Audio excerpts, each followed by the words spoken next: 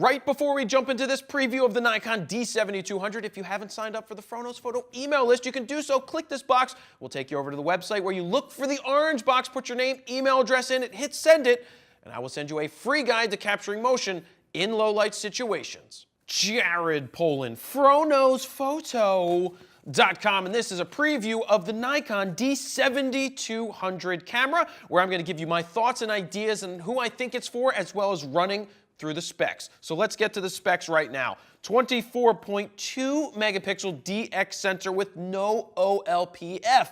Now, if you're asking yourself, what did the Nikon D7100 have? Well, it had a 24.1 megapixel sensor. So what's the difference here?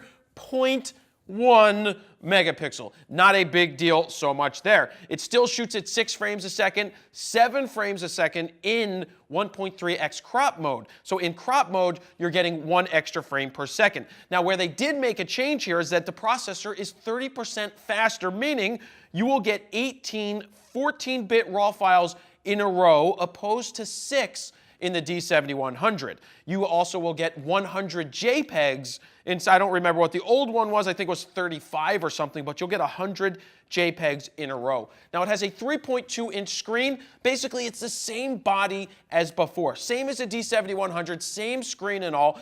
I would have liked to have seen a touchscreen. I've really fallen in love with the touchscreen, especially on the D5500.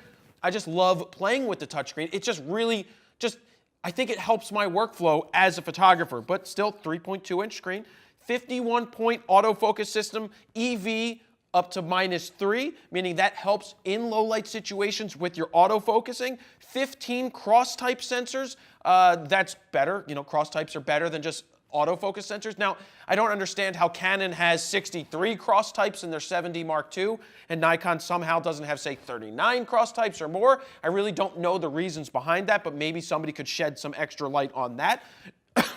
Excuse me. Right here, it has the ISO range is 100 to 25,600 natively. Before, with the 7100, it was up to 12,800 with a high one of 25,600. Now, they've done something different here in the 7200.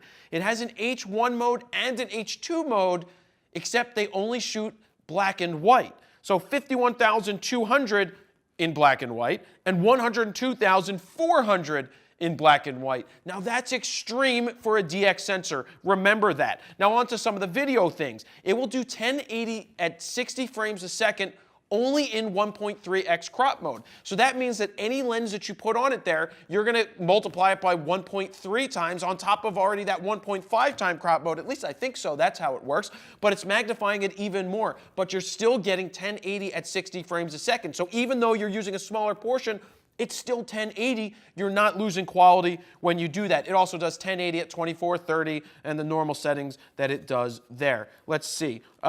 It has zebra stripes, which it hasn't had before. I would rather see focus peaking than zebra stripes. I'm not a big fan of, zebra stripes are zebra stripes.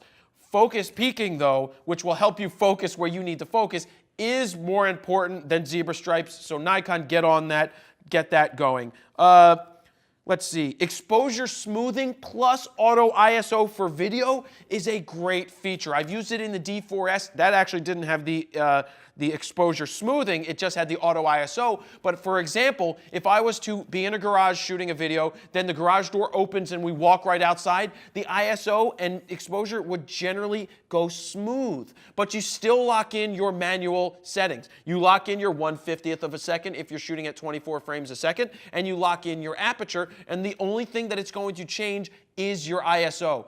Smoothly. It's a great feature. I love that a lot. 1/8000th of a second, where the Nikon D750 only does 1/4000th of a second, but that is full frame. And then the biggest before I get to the biggest question, it has Wi-Fi plus NFC. So if you don't know what NFC is, you basically can say a lot of Android devices are NFC compatible, and so is the new iPhone, where you'll be able to just touch the phone to the camera, and it's going to pair them for whatever functions they come up with to have it. Even with Wi-Fi, we can pop in here how I use the D5500 with Wi-Fi to shoot a cool picture at the pizza place. That was cool how I held it up there on the guy and then did it Wi-Fi.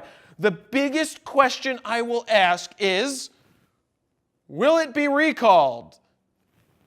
Nikon has a way of having things recalled lately, so hopefully this won't be recalled for their sake. And then lastly but not leastly, I guess that works, it is going to sell for $1,199.95 body only, which is not a lot more expensive than a D5500 body only at $900. So, who is this for? Before I do that, they did add one thing. They have a wireless lav system that's done through Bluetooth that they say you'll get 50 meters, $250.